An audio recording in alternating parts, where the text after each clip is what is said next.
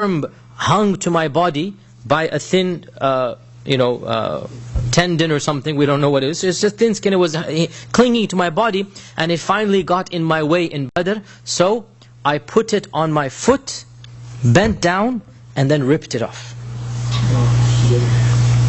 Wallah, if one of us gets a pinprick, we can't concentrate, huh? If one of us cuts our hand with a knife or something, subhanAllah, that's it. قامت الدنيا وما قعدت. We're not able to think, right? Can you imagine? This is a 17-year-old kid, and he's saying the hand began to irritate me, that it's getting in my way. Right now he's using his left hand for the rest of the battle. So in order to basically get rid of it, he puts his foot on it, then yanks it off, stands up to yank it off. This is Mu'adh, subhanAllah. This is not Mu'adh ibn Jabal, this is Mu'adh the young Ansari. And Mu'adh lived a long life, and he died in the Khilafah of Uthman ibn Affan. He died a natural death in the Khilafah of Uthman ibn Affan. So this is Mu'adh. The second of the two, Mu'awwidh, his name is. So Mu'adh and Mu'awwidh, don't get confused. Mu'awwidh ibn al-Afra. And Mu'awwidh ibn al-Afra, his mother is the famous, al-Afra is his mother. She was so righteous and pious and famous that all of her children were named after her. That she was such a luminary figure that the children were called basically the son of or the daughter of Al-Afra. Afra is the name of their mother. And Mu'awwidh was one of those who had volunteered to fight in the Mubaraza. Remember we had said that 3 of the young Ansar stood up? This is one of them. He had that bravery. That right at the beginning, him and his brother, not Mu'adh, his brother. Yeah, him and his brother. The 2 sons of Afra were of those 3. So Mu'awwidh was one of those who had volunteered to fight in the Mubaraz, and the Prophet said, he initially agreed, but then they disagreed. They said, we want somebody from our blood. So he told them to sit down, and he then chose the other 3. And Al-Afra, his mother, she was a close friend of Salama. Salama, in fact, when the Battle of Badr is taking place, Salama had moved into Al-Afra's house, just for safety, for security, for comfort. She didn't want to be alone. So Salama was living with Afra in these days that Badr is taking place. And Al-Afra, she had 3 sons. 2 of them became shaheed in the Battle of Badr. Mu'awwidh is one of them.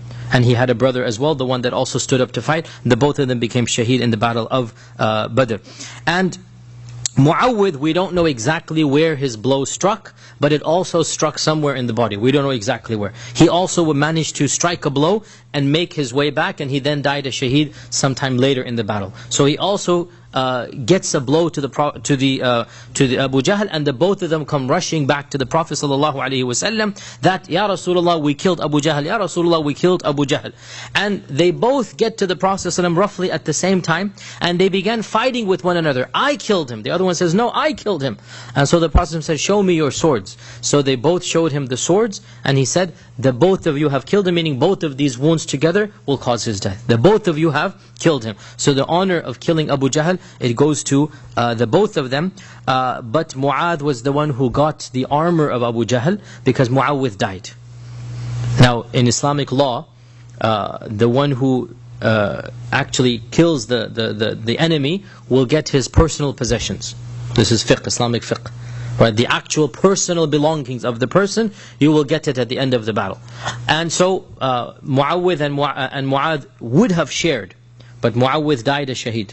So then, because he's not there anymore, so then Mu'adh gets the entire the armor of Abu Jahl, which was a fortune. It was a very expensive armor, and his horse and his sword, all of this, the personal belongings of the one that you kill, it is given to the one, the warrior who does it. This is the Islamic fiqh. So the both of them get the honor of killing Abu Jahl. Now after the Battle of Badr had finished, to finish up the story of Abu Jahl before we'll get back to the incident, after the battle had finished, the Prophet is telling the Sahaba, go and find the body of Abu Jahl.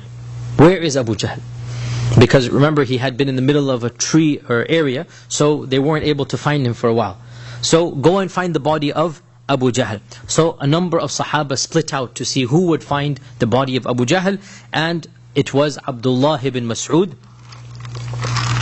Abdullah ibn Mas'ud, that Yemeni shepherd, that 6th convert to Islam, the one who was humiliated many times in Mecca by Abu Jahl and by others, because he was a low caste. You know how it goes in Jahiliyyah. Abdullah ibn Mas'ud found him, and he was breathing heavily at the very last breath of life. You know, like the very death, you can see that death is on him. He's just limpless and he's about to die.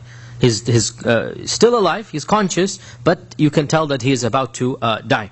And so, of course, he recognizes him immediately, and he places his foot on the chest of Abu Jahl. Abu Jahl is lying on his back, he's about to die. He places his foot on the chest of Abu Jahl and says that, do you finally admit that Allah has disgraced you? O adu Allah? Do you finally admit that it's over, we have that basically we've won, that Allah has disgraced you? And to the very end, he remained obstinate and stubborn, and he said, how have I been disgraced? And how have I been disgraced? A person killed by his own people. Meaning, he's actually trying to put the blame on them. You killed me. Shame on you. After he's trying to kill them. Think about it, right? How am I the one who's disgraced, he's saying? I'm a person who's been killed by his own people. So he's trying to the very end, throw the blame back on them. And this is the sign of a, what can we say? I mean, Fir'aun, I mean, just like to the very end. He sees the gharaq, right? He sees it to the very end. At least Fir'aun tried to embrace Islam, we can say. Abu Jahl to the very end, obstinate, threw it back at him. I'm not the one who did anything. You're the one who killed me. And he asked, he probably was, Allah knows, delirious or whatever, I mean, you know, the very last day. So he said, tell me, what is the result of the battle? Who has won today? Probably still is not in his full senses. And so Ibn Mas'ud says, Allah and His Messenger have won. Allah and His Messenger have won. And he then noticed the foot on his chest. So he said to Ibn Mas'ud, you have stepped on a high place, O son of a shepherd. And you're putting your foot on me. You have stepped on a high place. And that was the last thing that he said, because Ibn Mas'ud took his sword and attempted to kill him, but Ibn Mas'ud's sword had been made dull by the whole day of Badr. So his sword is too dull, and it's not managing to inflict that wound. And so he hit the hand of Abu Jahl, and Abu Jahl's brand new gleaming sword, which had not been used on the Battle of Badr, falls out, and he uses his own sword. He takes Abu Jahl's own sword, and he kicks off the helmet, the mighfar, and he then gives to him the final death blow. But this was, he would have died anyway. So Ibn Mas'ud got an honor, but not the full honor. That he would have died anyway, but the very end it was Ibn Mas'ud who basically gave him the final blow. And then he came back to the Prophet saying that, Ya Rasulullah, I found the corpse of Abu Jahl. And the Prophet said, Allah, you swear by Allah? He said, yes, I swear by Allah. 3 times, like this is a very big news. And the Prophet said, show me his body to confirm. So they went and he saw the body. And this was when the Prophet ﷺ said, هَذَا فِرْعَوْنُ هَذِهِ الْأُمَّةِ. That this man, this is the only time he said this. And that's why we call him this. This was the Fir'aun of this ummah. This was the Fir'aun of this ummah. Of the people who met a very evil end was Umayyah ibn Khalaf. And again, we notice, especially in the story of Umayyah, that Allah's justice is infinite. That as you do unto others, it shall be done unto you. That those whom you hurt, those whom you cause problems to, they will be able to get their own revenge. We see this especially in the story of Umayyah ibn Khalaf. And I already mentioned that Umayyah was a coward. And Umayyah had tried to bribe his way out. And Umayyah did not want to go. And Umayyah was shamed into going. Why? Because deep down inside, he was scared. The Prophet ﷺ had told him, if I ever meet you outside of Mecca, you are not going to live. And he was terrified because he knew deep down inside that this was true. So he was scared of leaving Mecca. But his arrogance got the better of him, and they shamed him into coming, and he remained a begging coward to the very end. When he saw that the Quraysh had fled, as we're going to come to this in a while, when he saw that his own people had fled, he began looking at somebody that he could get on his side.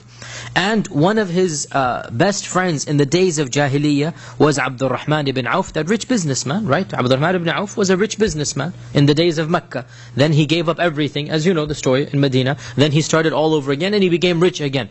So Abdurrahman ibn Auf and Umayyah are both rich businessmen in Jahiliyyah. and they have a very strong bond from the days of Jahiliyyah. So much so that when Abdurrahman converted, he remained good friends with Umayyah. He didn't, like that friendship did not diminish, that they had and he didn't persecute, Umayyah did not persecute Abdurrahman. The only thing, by the way, Abdurrahman, his name was Abdu Amrin. And so when he converted, he changed his name to Abdurrahman. And Umayyah said, I cannot call you this. Why? Because I don't know who is this Rahman. I don't know who is this Rahman. You know the Quraysh refused to believe in Ar-Rahman. وَهُمْ يَكْفُرُونَ بِالرَّحْمَنِ, right? And so Abdurrahman said that I'm not going to respond to my old name of Abdu Amrin. I'm not going to respond to that. So they said, what can we do? So he said, okay, I will call you Abdul Ilah. Are you fine with that? So Abdurrahman said, yeah, okay, I'm fine with that. So Abdul Rahman would always be called Abdul Ilah by Umayyah. So one of those strange things. So the only name that would call Abdul Ilah, Umayyah would call him always Abdul Ilah. So when he sees Abdul Rahman, Abdul Ilah, passing by, he holds on to him with two hands. And he notices that Abdurrahman ibn Auf has in his hands the armor of somebody who has been killed. And so he's taking this armor back to his place, to his tent, Abdurrahman. So he says, Oh Abdurrahman, what if, or sorry, Abdul Ilah, we never call him Abdurrahman. Oh Abdul Ilah, what if I were to give you much more than this armor? What if I were to give you many milking camels? Camels that are giving milk are the most expensive, right? I'll give you as much as you want. Get rid of this and protect me. Take me as a prisoner and I'll give you as much as you want. Right? Begging for his life to the very end, thinking he'll be able to buy it out. And so, I mean, Abdurrahman is a businessman, even on the battlefield. Even on the battlefield. And it is a halal transaction, completely halal. So he throws away the armor and he holds on Abdurrahman, and he had a son with him, a young man with him.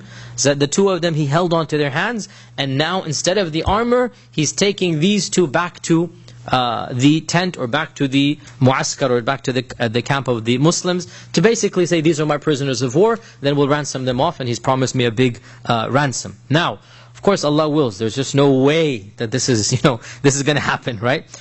Out of all the people in the world, of course, who do you think Allah chose to stop this entourage from getting to safety zone? Obviously, this clearly, wallahi, there's just no question for any of our minds. Allah Azza wa Jalla, this is not going to happen. Umayyah is not going to be saved, right?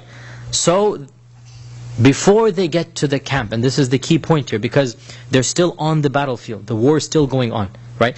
And a number of things can be said here. Firstly, the laws of war have not yet been revealed. The laws